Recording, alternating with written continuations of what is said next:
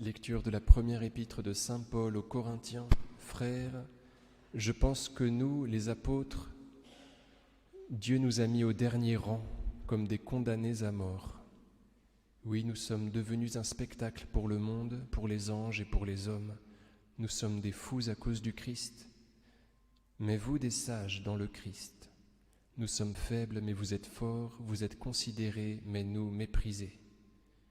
Jusqu'à présent, nous avons faim, nous avons soif, nous sommes nus, brutalisés, errants, nous peinons en travaillant de nos mains. Insultés, nous bénissons, persécutés, nous endurons, calomniés, nous consolons. Nous sommes devenus comme l'ordure du monde, nous sommes jusqu'à maintenant le rebut de tous. Je n'écris pas cela pour vous faire honte, mais pour vous instruire comme des enfants bien-aimés.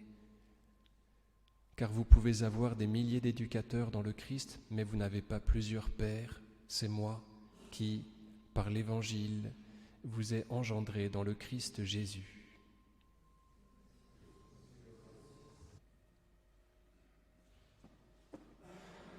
Dominus vobiscum,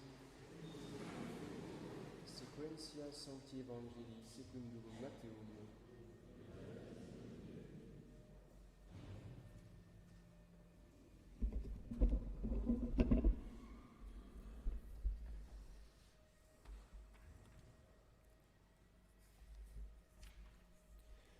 En ce temps-là, la mère des fils de Zébédée s'approcha de Jésus avec ses fils, et elle se prosterna pour lui faire une demande.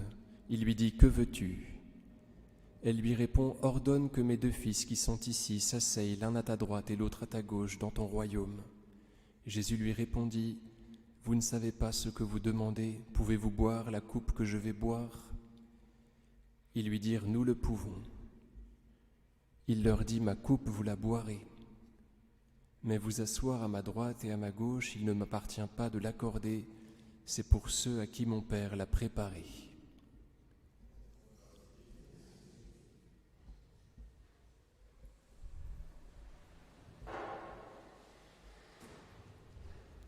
Au nom du Père et du Fils et du Saint-Esprit, ainsi soit-il.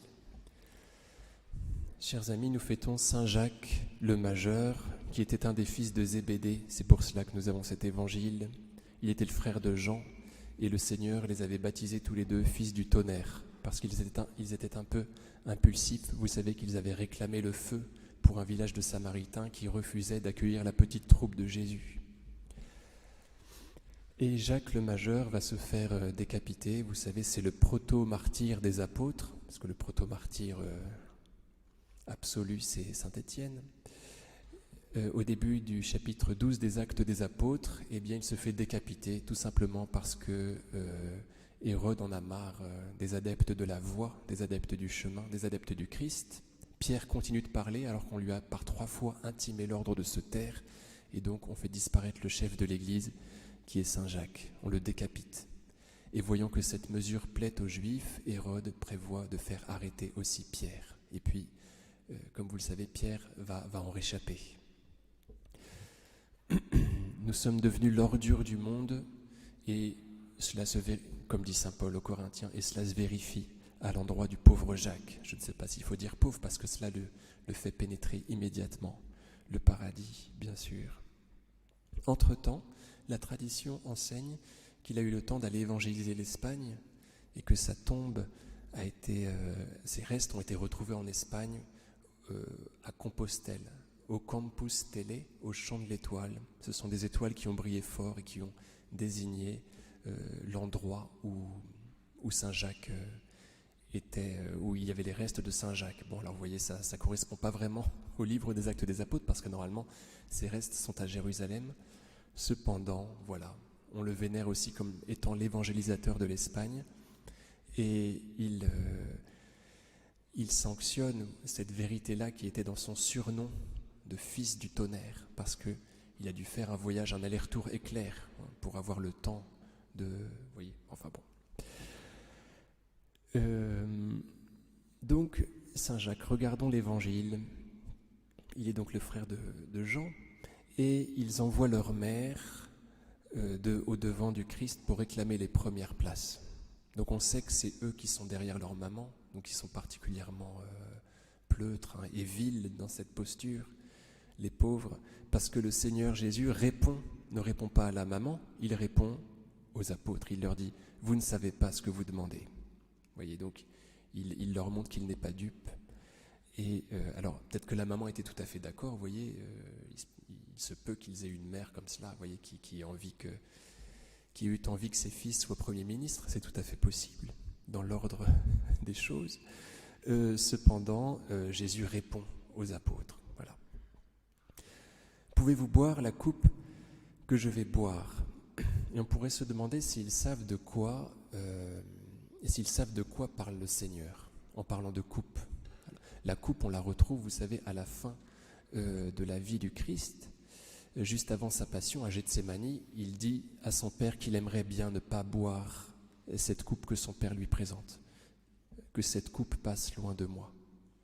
Alors cette coupe, on en entend parler dans l'Ancien Testament, c'est la coupe de la colère de Dieu, que Dieu a l'intention de faire boire jusqu'à la lie à son peuple pour le punir. Vous voyez, un petit peu comme des parents qui voudraient punir leurs enfants qui ne veulent pas manger. Et le Seigneur va finalement dire oui à Gethsémani, comme vous le savez, immédiatement après avoir demandé que cette coupe passe loin de lui, il déclare qu'il préfère que ce soit la volonté de son Père qui se fasse, et il va boire la coupe jusqu'à la lie, puisqu'il va boire le vinaigre, vous savez, juste avant de mourir. Donc il boit le fond de la bouteille, si vous voulez. Donc il va boire cette coupe, il prend sur lui le châtiment qui nous est réservé.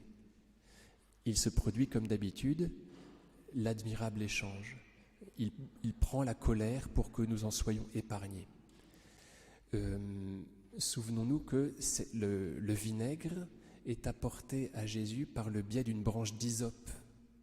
Et dans le psaume 50, on entend cela, « Purifie-moi avec l'hysope, et je serai pur ». Autrement dit, le châtiment qui arrive au Christ par le biais de l'hysope, cette hysope-là, par le fait qu'elle fait boire au Christ notre châtiment, nous purifie, nous libère. « Purifie-moi avec l'hysope, et je serai pur ». Bref, donc c'est cela, cette coupe dont parle Jésus, et on ne sait pas si les apôtres, quand ils répondent « nous pouvons y boire », savent de quoi ils parlent. À mon avis, ils ne savent pas trop. Mais ils se disent, bon, s'il s'agit de faire ça pour avoir les premières places, d'accord, nous le pouvons. Je pense que c'est de la présomption, de l'orgueil. Et Jésus leur dit, ma coupe, vous la boirez.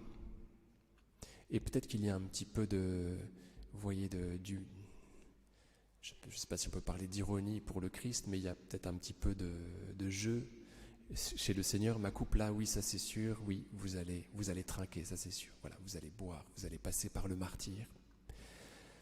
Mais vous asseoir à ma droite et à ma gauche, il ne m'appartient pas de l'accorder, c'est pour ceux à qui mon Père l'a préparé. Donc il y a des places qui sont réservées par son Père aux plus petits. On ne sait pas qui ils sont. On verra. Sainte Thérèse de Lisieux avait des prétentions. On verra bien à qui elles appartiennent. Certainement à des personnes qui ne sont pas connues parce que c'est le plus petit qui sera exalté. Les plus grands saints, on ne les connaît pas. Parce que les plus grands saints sont les plus petits. Donc, vous voyez, c'est QFD, on ne les connaît pas. On verra à la fin des temps qui sont ceux qui sont à la droite et à la gauche du Christ. Intéressant de voir comment le Seigneur traite durement ses apôtres. Il les éduque pour qu'ils veuillent bien être humbles et gagner le paradis. Comme dit sainte Rose de Lima, la seule échelle qu'on puisse pratiquer pour arriver au ciel est celle de la croix. Ma coupe, vous la boirez. Donc, à chaque fois qu'on est contrarié, il faut se dire qu'on participe au salut du monde et qu'on participe à notre propre salut. Demandons à Saint Jacques d'être généreux dans cette grâce, que nous puissions être généreux dans le sacrifice. Au nom du Père et du Fils et du Saint-Esprit, ainsi soit-il.